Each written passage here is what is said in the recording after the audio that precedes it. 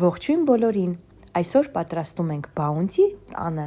որում օգտագործվում է միայն համեղ բնական բաղադրիչներ, չենք օգտագործում շաքարավազ և խտացրած կաթ, քաղցրությունը ապահովում ենք բանանով և արմավով։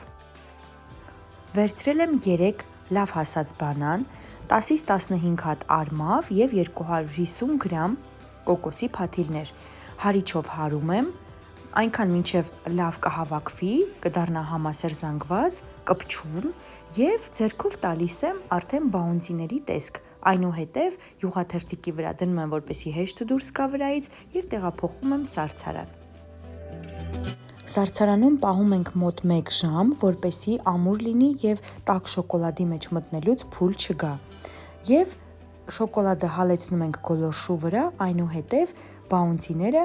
պատում ենք շոկոլադով և նորից դնում ենք, որպեսզի սառցարանում սառի մոտավորապես 1 ժամ, այնուհետև համ տեսում ենք, բարի ախորժակ, ասեմ, որ համը շատ լավն է, շատ յուրահատուկ փոխարինում է ցանկացած քաղցրավենիքի։ Պատրաստեք և վստահ եմ բոլորդ էլ շատ կհավանեք մեր տնական համեղ բաունտիները, կարող եք դառը շոկոլադը նաև փոխարինել կաթնային շոկոլադով։ Բարի ախորժակ։